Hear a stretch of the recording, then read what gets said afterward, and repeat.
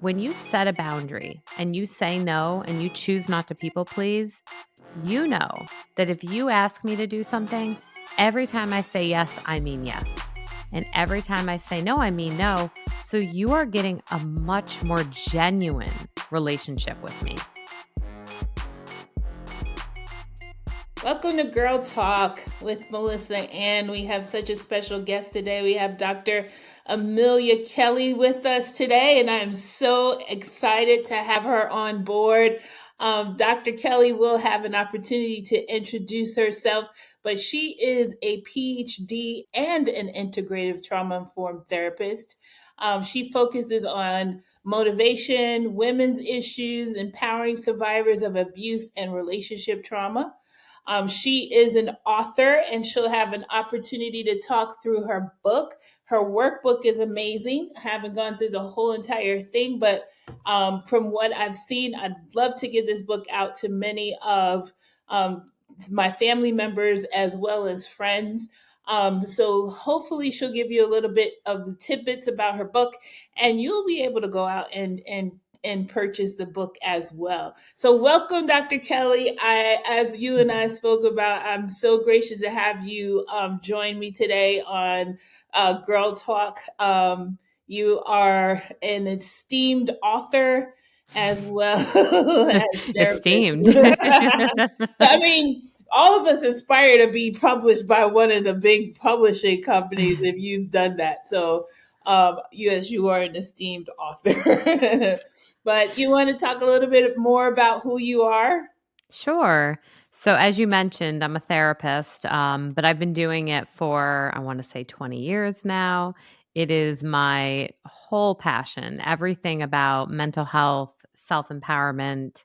I have a practice here outside of Raleigh, North Carolina, and I'm lucky enough to have an amazing group of teammates that work with me too. And our mission is anyone who wants therapy should get therapy. I like the idea of it being really accessible. Mm-hmm. And that's what I think I love so much about writing and talking and these kind of platforms is that this information should not be kept lock and key. It should be available to people anytime, anywhere, because it really benefits all of us to be able to access things and ask questions from people who have had the background or are informed and even who have had experiences too. So Absolutely. I'm just thrilled to be here and unpack this and have this conversation.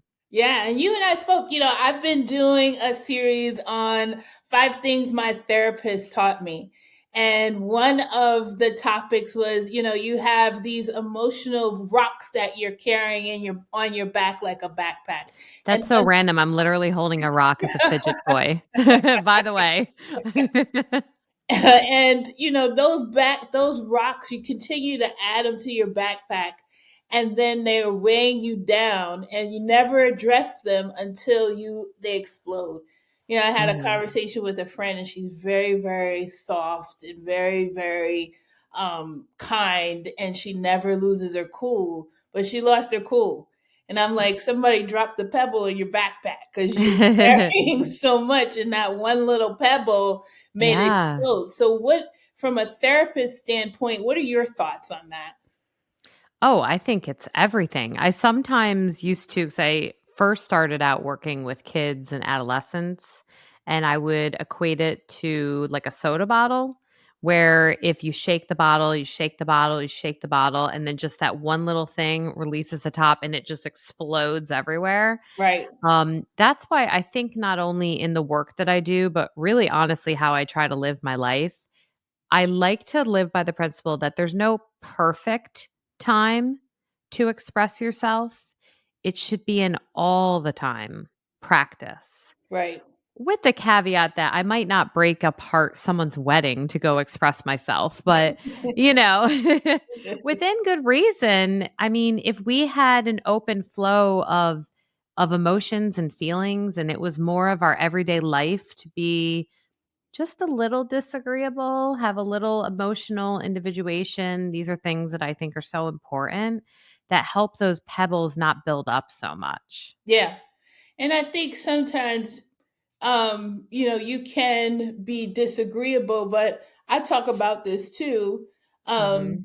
I am a product of molestation. I came from Mhm. a alcoholic home, and Mm. so I was a child that didn't have a voice. I do go through to a therapist, so I felt I didn't Mhm. have a voice. That my voice Mm. was taken from me. So when I got older, my Mhm. voice was too high. So, one Mm. little trigger and I was in your face. So, Gotcha.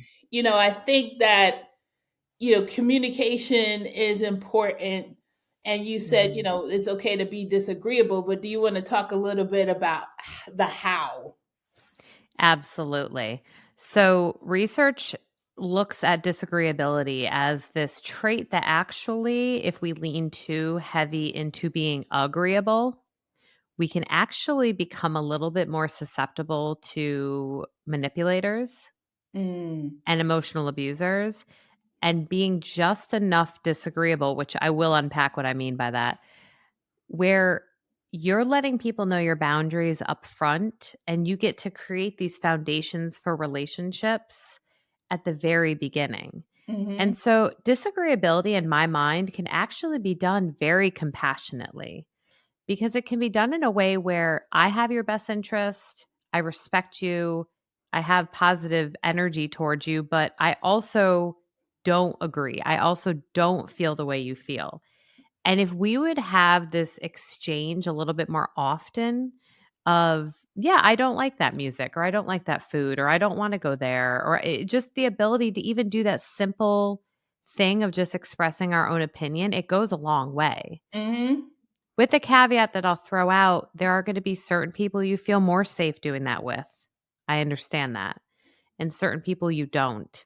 And I think that helps us to make hopefully better choices of what kind of people we're willing to be vulnerable with and to be even in relationship with in the first place.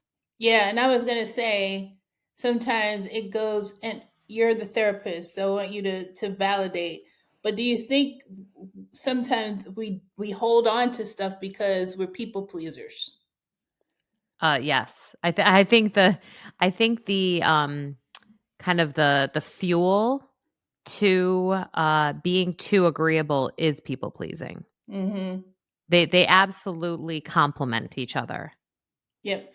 And being a compassionate boundary setter is in relationship with being disagreeable.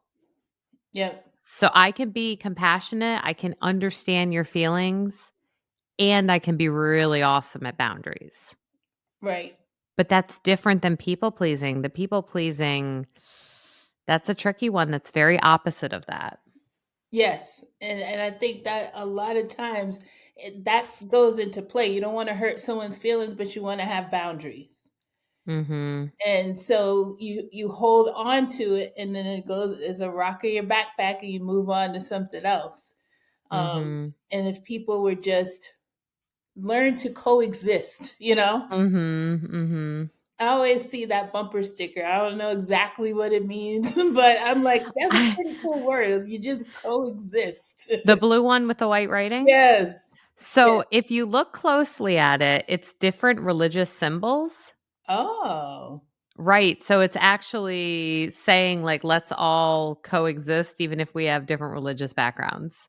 never knew that. See, learn something new. Yeah, I mean, I don't know what are the different symbols in there. I haven't investigated it closely, but I'm pretty sure that's what it means. Yeah, I'm Um like, that's really cool. Just coexist. I mean, Mhm.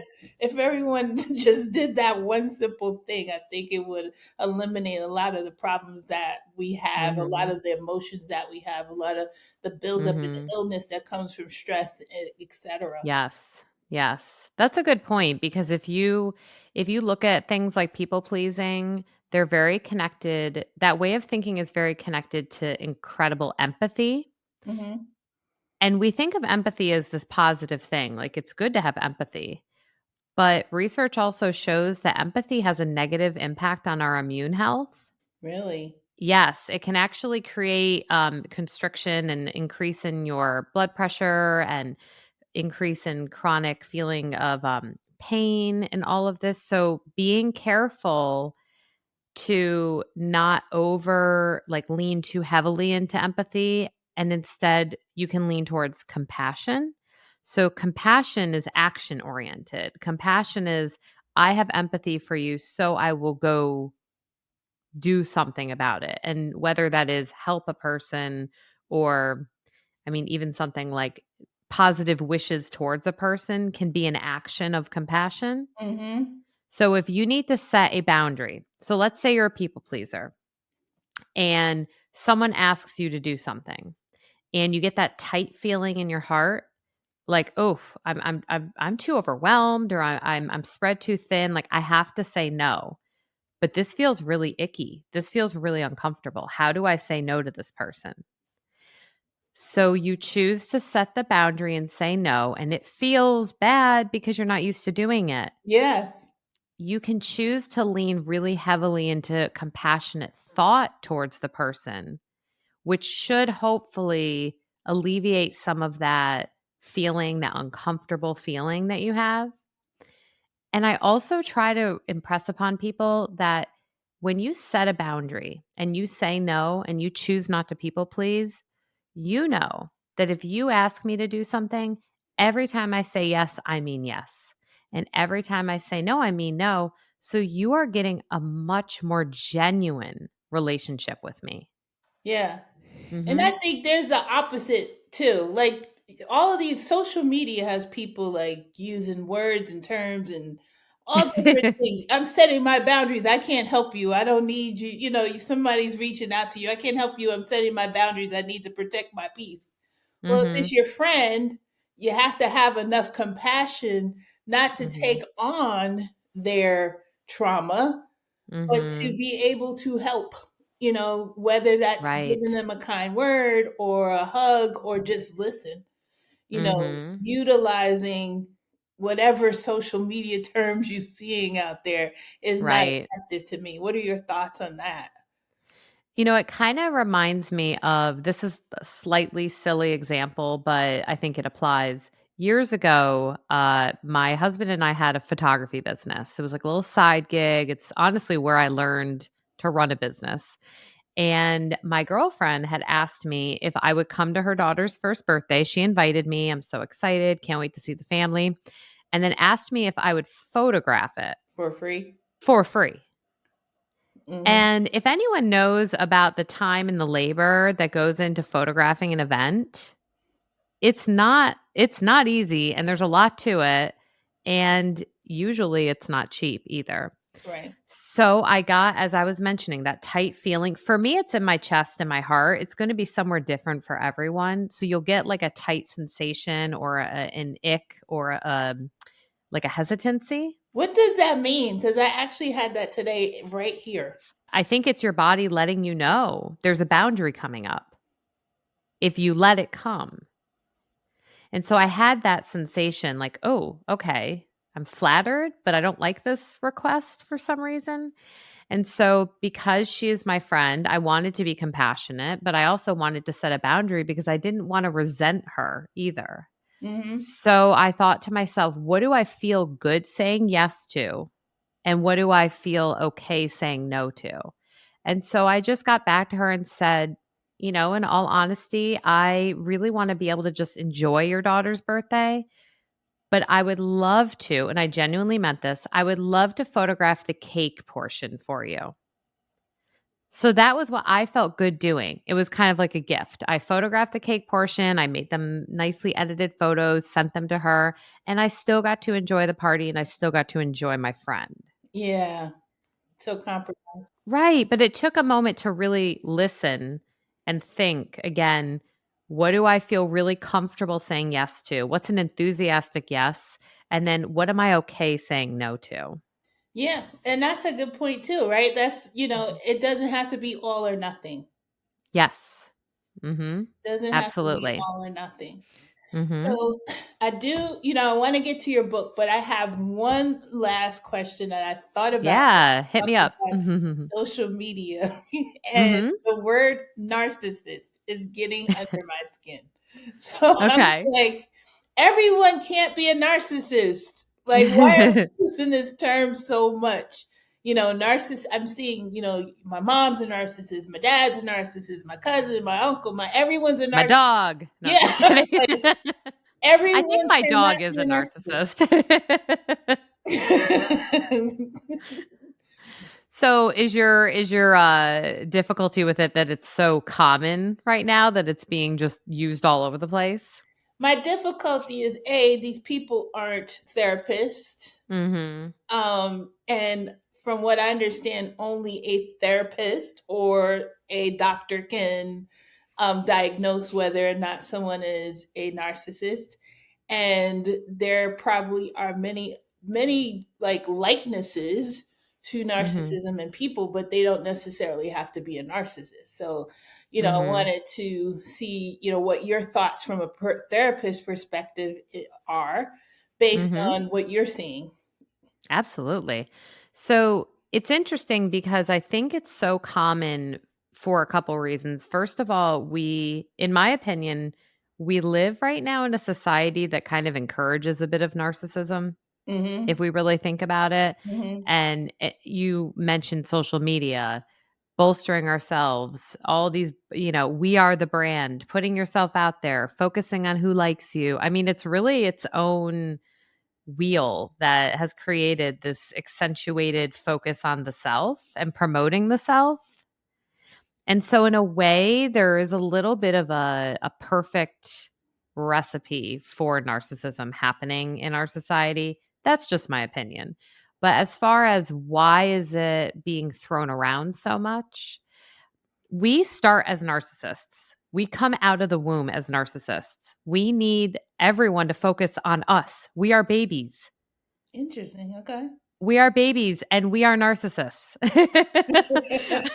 We are egocentric. We need our needs met. We need to survive. We are, I think research calls it carry animals. Humans, we cannot survive unless we are carried, we are held close, we are fed all the time. And so we actually need to function that way.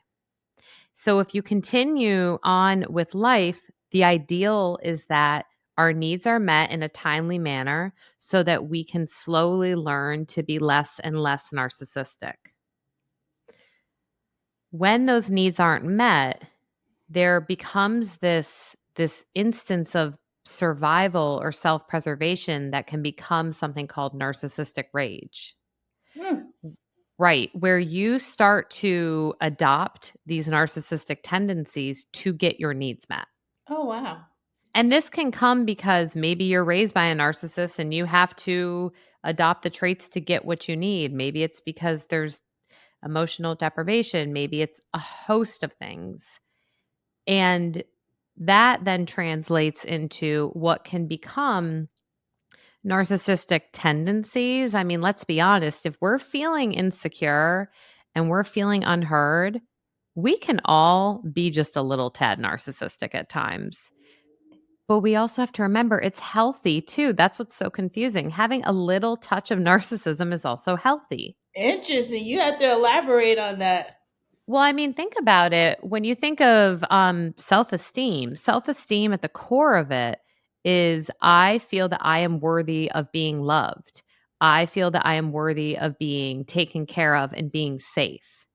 You have to be able to at least somewhat focus on yourself and have some healthy level of narcissism where you are able to focus on the self to demand what you deserve. Right. But the problem is when it becomes disordered, when it starts to become so out of control or escalated that it causes problems in your life, causes problems in your relationship, causes problems with things like remorse, things like compassion and empathy, which we've been talking about. And that is the more diagnosable form of narcissism. Okay. And I do want to just assure your listeners that if you feel like you were raised by a narcissist, for instance, and you look at the checklist and check, check, check, they meet all the criteria. I don't want you to feel like you have to go get a medical diagnosis to validate that your mom was a narcissist, for example, because most narcissists are not going to run out to go get diagnosed narcissistic. Exactly. I agree.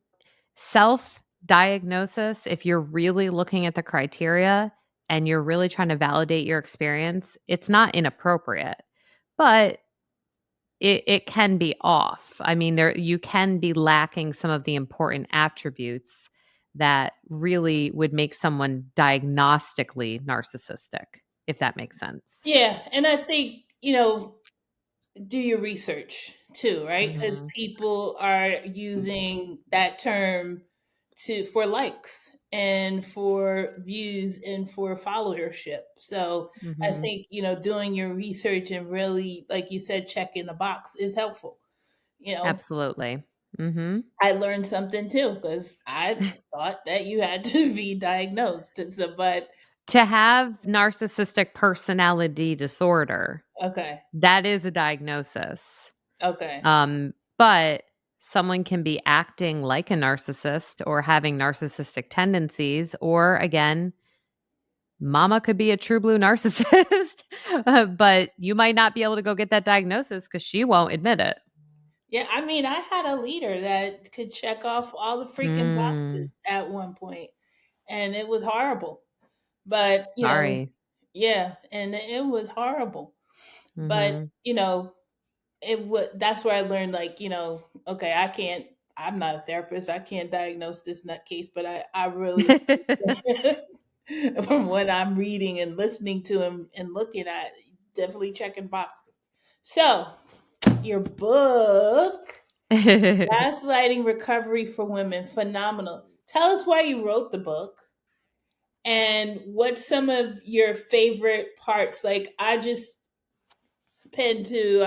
flipped to confront past traumas, for example. I don't know if you have your book in front of you, but if you want to talk to that, because that really I like can grab my hits book. home for the series. It's like I can grab my book from behind me. So tell us, why you wrote the book, who the book is for. Gaslighting is another word that, is utilized. So maybe help people understand what that means and all of that good stuff. Absolutely. So, gaslighting, I will start with that because it is important to understand what it is versus what it is not. And gaslighting, in its true form, is a form of emotional abuse and intended to control or manipulate or throw someone off, maybe make them feel crazy, make them doubt themselves. Mm, It can be used to try to control entire groups of people, whether that be different genders, different races, different creeds, it can be used by anyone in power, even in interpersonal relationship, who wants to control or oppress someone else. And so to me, the reason that I focused on women was because women have been gaslit and marginalized by patriarchy and the system forever, mhm, virtually forever. And that mhm, is not to say that men cannot experience this. And that is not to say that the book is not for men to pick up either. I think if you are a man who has experienced gaslighting, you can definitely benefit from the skills. And if you're a man who hasn't and maybe has a partner who has, and you want to more deeply understand what they went through, or if you're a man who, in all honesty, maybe has done a little what I call subconscious gaslighting, where maybe your intent is not malicious, your intent is to protect yourself, but you're using gaslighting tendencies because you have ineffective coping mechanisms. My hope is that a book like this will open your eyes to what you're doing yeah, and maybe facilitate some change. I think in the world of writing on this topic, there's been a lot of, I almost feel like this hopelessness about gaslighting, like once a gaslighter, always a gaslighter. And I do agree with that when someone has narcissism, when they're an emotional abuser, when they have certain tendencies. There are people that it is not your responsibility to go change their mind and convince them that they're gaslighting you. Keep yourself safe. mm, But I do think it's important too to understand that it can be a subconscious behavior that we can use as an ineffective, very harmful, toxic um, way of protecting yourself in a relationship too. So the more we know about it, the better. Um, what it is not conflict. It's not misremembering. It's not you have one experience in life, I have another, so I see something differently than you see something. It's not general run of the mill disagreement. That is not what gaslighting is. Gaslighting is intended to manipulate, control, and confuse. Manipulate, control, and confuse. Okay. As I was mentioning a little bit about why I focused on women, my first book, actually, What I Wish I Knew: Surviving and Thriving After an Abusive Relationship, was co-authored with Kendall Ann Combs, who is a survivor of domestic violence. And in unpacking her story, the gaslighting piece was the most alarming piece that stood out to me. The gaslighting she experienced was so incredulous that it made me want to dig deeper into this. And not just that, honestly, what's been going on in our society. I mean, you look at this term has been around for since I want to say the 1940s when the play Gaslight came out Mm-hmm. in I think it was Britain. It was adapted into a Hollywood film thereafter, and it's been brought into mainstream pop psychology, into the therapist office. But if we really look at American society, the term gaslight has been a little bit more of a hot button ever since, let's be honest, 2017. Yeah. We all know what happened in 2017. Yeah. Yeah. and, and we as a society were experiencing political gaslighting. Yes. Right. And so to me, it was just perfect storm. This is the time to talk about it. And there's some other literature on this that's really great that unpacks it, but I have yet to see, not to toot my own horn, but I have yet to see something that says this is what's going on and these are specific tools and coping mechanisms and things you can do almost like as a self program It to get is. through The book is a workbook, folks, it. that you can work through. And I mean, you talk through even, relationships, you talk through codependency. I like the 7 common gaslighting technique phrases. Mhm. I think if people really dug into this, they'd have a better knowledge. And versus just, like you said, using the term sporadically because that's what happened in 2017. And the word blew up and everyone's using Mhm. it. Oh, stop Mhm. gaslighting me. Okay, what do you mean by gaslighting? Mhm. I don't know if you remember, but when the term started to become prevalent, people would actually say, this is what gaslighting is. Like they would Mm. have definitions out. But I still think the definitions are nowhere near as deep as you've gone in the book. Oh, I appreciate that. And honestly, I'm not surprised that it's been difficult to pinpoint a definition because honestly, the true definition of gaslighting is to cause confusion. So, to define something that is confusing in its essence is quite challenging. So, is there Yeah. any particular chapter you want to hone in on and kind of read and talk through to get people pumped up about getting your book? So, it's funny because it's broken down into, the beginning of the book is really just unpacking what it is. I explain different case studies of clients I have. A couple of my friends were also Mhm. also got snuck in there, anonymized. But I wanted to show examples of how gaslighting can show up in family, in intimate relationships, in society. Medical gaslighting also, I touched on that, and that's a big one. Yeah, I saw it. Your face to that one.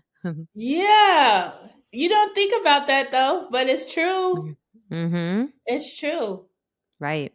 I had a doctor because I had a doctor once. I ask questions when I go to the doctor, and As you I should. may say, "Nope, not doing that." I researched Mhm. it, and I'm not taking that medicine. Mhm. And I had a doctor say to me, "Well, if you're not going to listen to what I'm telling you to do, then you can't be my patient." That's not okay. Yeah. That's gaslighting. I mean, they're basically kind of calling you hysterical for having an opinion about your own body. Right. And that's the point. Like, it's my body. Yes, you are the Yes. professional, but it is Mhm. my body. So if I want to research it and I think that is not good for my body, then I'm Mhm. not going to do it. Absolutely. And that's exactly the way it should be handled. Ask questions. Come and I say this, unfortunately, this is a coping mechanism that has to happen, but keep track of your symptoms, keep track of your questions. You know, keeping a journal of the different things that you're concerned about or what you have researched. One of my pet peeves is when you have done the research, you know your body, you are the expert of your experience, and then you go into the doctor and they minimize or trivialize the fact that you found something online. I'm sorry, but where are they looking? Yeah, yeah. Or if you think about it, right? If you're a salesperson, you don't Mhm. know like all the information for a particular a product. You're not Right. going to know every speed, every feed, what it does for this customer, what it does for that customer. Mhm. Doctors, some think like if you tell them, hey, this particular medication doesn't do well in my system, I've taken it before, it doesn't do that. Well, how do you know every last symptom for every last Mhm. person? You can't. True. Absolutely. And I think about why would medical gaslighting be as big of an issue as it is? Hmm. And you look at the systems that create and with the caveat there are plenty of doctors out there who do care about your needs, who Yes. genuinely want to help and genuinely will listen and will advocate for you Yes. and think outside the box and respect your experience. And that's everything you deserve. Yes. But I think unfortunately when there's this big power discrepancy, how can you doubt my intelligence or my expertise or the pressures that are put on people within systems even, like, get the patient in, get them out, get them in, get them out. When you have these kind of dynamics, it doesn't encourage exploration. And it's just it's a big engine. We probably could go on and on and on about doctors. I've had more good than bad for sure. Mhm. But I think, part of their engine, I did ask a doctor why that happens. And he said that's why many like going into a private practice where they could take as much time as they want. It's kind of like a membership, Mhm. Mhm. because, certain, if you're in a big engine, like one of the major hospital systems or whatever, you only have a certain amount of time to get people in and out. It's a Yes. machine. Mhm. Right. So asking the extra questions can be a burden to the pressure that they're under. Yep. Um, I'm sure there are so many other reasons. Some of this can be biases that are created about different people, different, like, for example, with women, the term hysteria came from any medical diagnosis that was unexplained having anything to do with the human reproductive system. Yeah. So that's where hysteria and then hysterectomy. Do you see these connections? Yeah. Oh my goodness. Mhm. And then also there was a really great, I wanna say it was the Today Show, they had a really amazing feature on this, where unfortunately it's not just women that are marginalized, but women of color even worse. Yeah, and mortality rate during birth. Mhm. Mhm, mhm. And you even look at old illogical, beliefs about pain tolerance and all of this, that is all an engine that feeds medical gaslighting. Yep. If they Mhm. and that you aren't that intelligent, so you wouldn't Mhm. know what you're talking Mhm. about when you go into a doctor's office. But and if they're not respecting you, you deserve a second, a third, a fourth opinion. Ask a friend if they know someone who is a better listener. And I will say this with the the point that I know it's not always an option. Sometimes people are limited by where they live or by insurance. Yes. I mean, luckily, hopefully the advent of telehealth being more accessible can help with that, but at the end of the day, you are the expert of your experience.